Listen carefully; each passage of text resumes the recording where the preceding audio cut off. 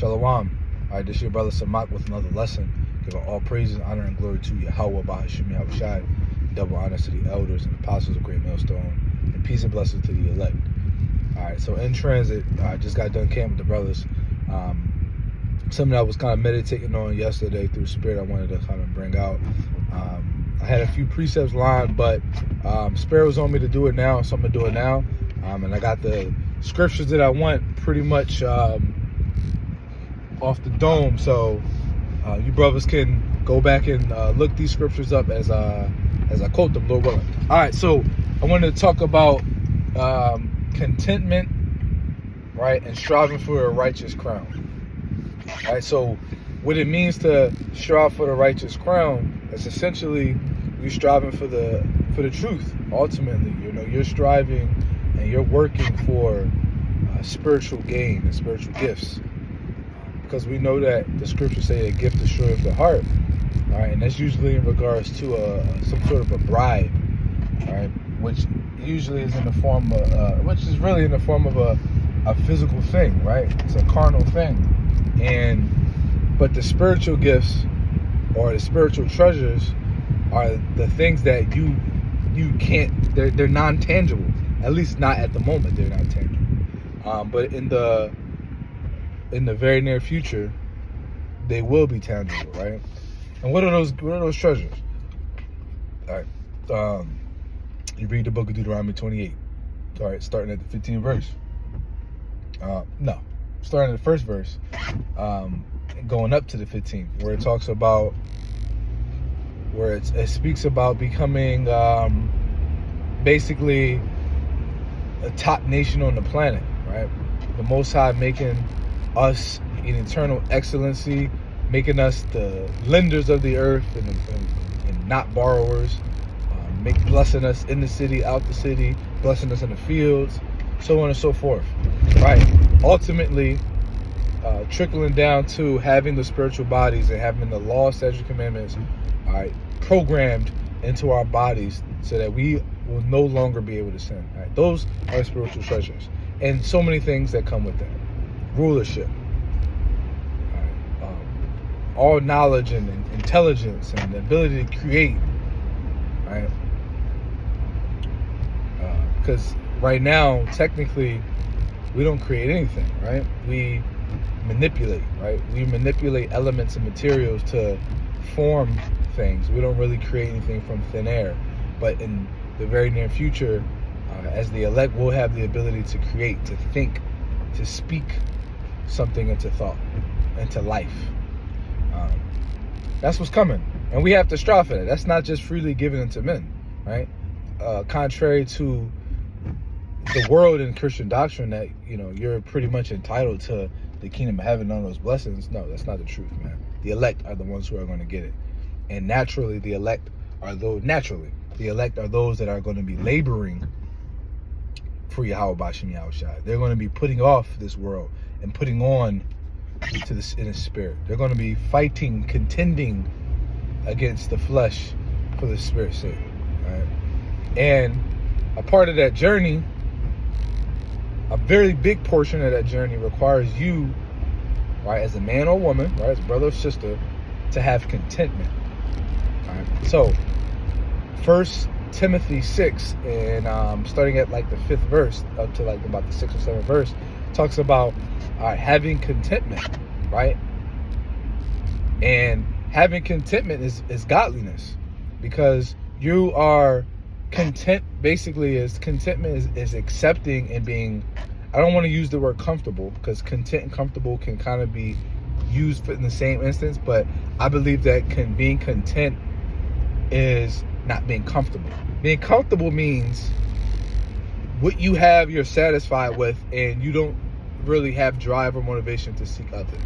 Being content means that although you may desire greater things, or you may desire more or an abundance of something, but you are grateful and accepting of what you have, and even if you don't get what you seek for, you are still grateful, and always grateful and always accepting of what you have, no matter how long it takes.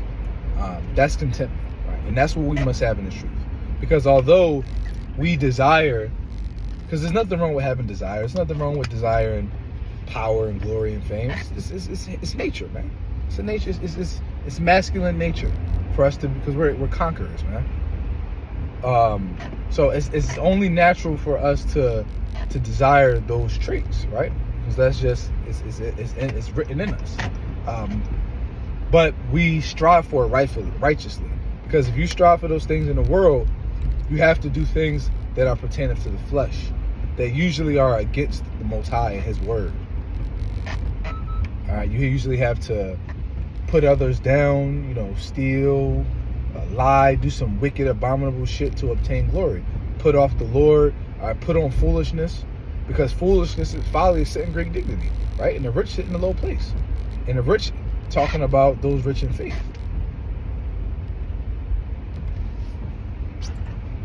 So we there's water, by the way.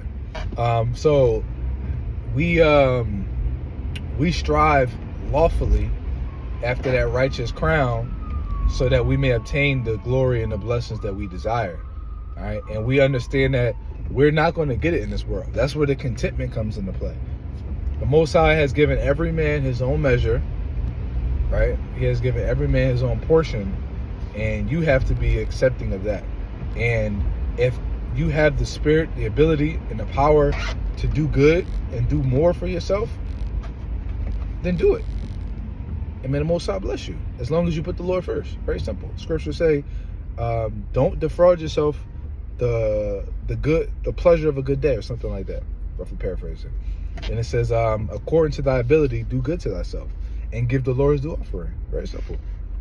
All right. So if it's in your power of your hands to work, to get a better job, to move into a better place, to I don't know, buy a more reliable car, or to eat more organic foods because it's healthier for you, or whatever.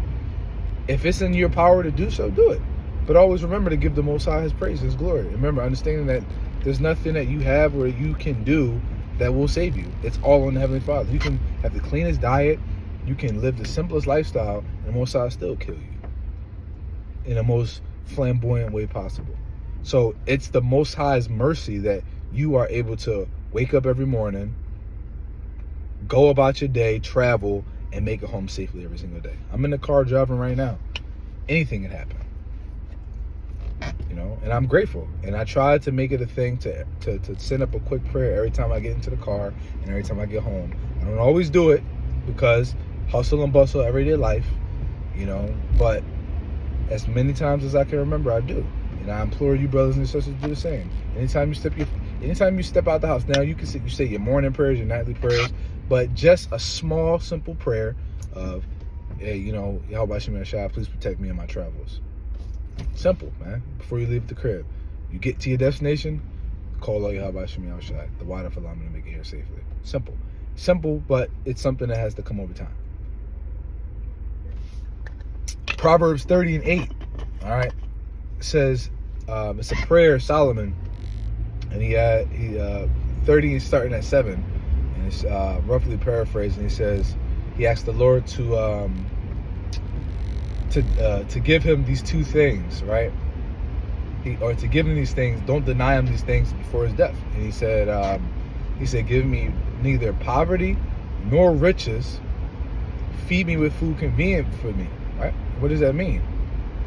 He said, give me neither poverty nor riches, right? Feed me with food convenient for me, right? Your daily bread. Daily bread is going to be different for every brother. Some brothers have families, so their daily bread is more. Some brothers are single and young, or they can live in a studio apartment, no bedroom, as long as they got a kitchen, bathroom, place their head, and it's comfortable for them. As long as they're it's clean. It's in a decent neighborhood. You're away from niggerdom. You know what I mean? That's a beautiful thing. So their daily bread might be little. Some brothers, unfortunately, accumulated a lot of possessions in the world prior to coming to the truth, or early on in the stages in the truth. So they need a little bit more to sustain that lifestyle that they've done. As long as that lifestyle isn't wicked, they need a little bit more to sustain that. So now, obviously, as you come into the truth, you should learn financial literacy and stability so that you can be content with having very little, right? Because being a minimalist and being austere in this truth is very important. It's almost advantageous. Well, it is advantageous to you. Obviously, like I said, every man his measure. But in general, I think all men can benefit in this life, I will say, and in any life. But in the world to come, obviously, in the spirit we won't be able to sin. So that's not really a topic. But in the flesh, whether you're rich or poor, if you live a minimal lifestyle and you keep your lifestyle simple, it'll be easier for you to be content, and you'll be able to have you'll be able to have more defense, because money's a defense, and you'll be able to have more tangible money than possessions. So when shit hits the fan, not literally, but when you go through straits, you have the defense to be able to handle it. Because let's be real, when you are struggling and worrying about paying bills and debts and handling financial commitments, it takes away from the spirit. It does. Let's just be honest. If you don't have that overwhelming burden of paying an expensive bill or debt every single month, or if your car breaks down and you need to spend $1,200 to fix it, but you got an emergency savings fund, you don't have that same burden. You just tap into your savings that you save for. This is what you saved it for. So when shit goes wrong, it sucks, but you're not stressed because you've prepared for this. The righteous man, Proverbs says this, can't remember exactly the verse, 14 maybe, but it says, the prudent man foreseeth the evil and hideth himself, or the prudent man looketh well to his going. So having a savings is a part of a trait of being prudent. Right? It's an action, I should say, not really a trait, but it's an action of a prudent man, of a wise man. And it takes stress away, man. Very important.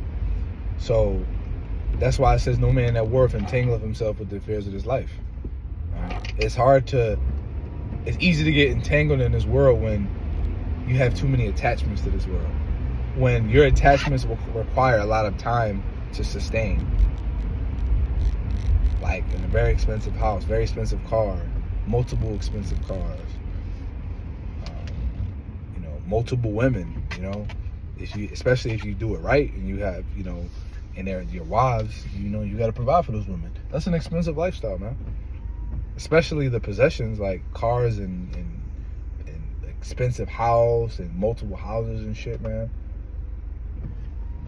Now, obviously, if it's an investment property, it's an asset, but it's a revenue producing asset. But you catch the drift of what I'm saying. Some people live super above their means, and I used to be one of them, But as I've grown in this truth, I've learned to keep my walk as simple as possible. You know what I mean? So, and I'm working on it. So this is a daily practice. But Proverbs 38 says, "Give me neither poverty nor riches; feed me with food convenient for me, lest I be full and deny thee, or lest I be hungry and take thy name in vain."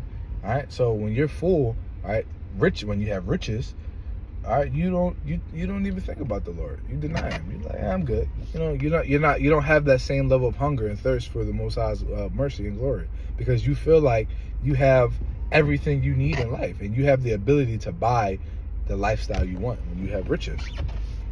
You have multi-millions of dollars, tens of millions, hundreds of millions. That's riches, man. Hundreds of thousands of dollars, it's not really riches, but tens of millions is riches, man.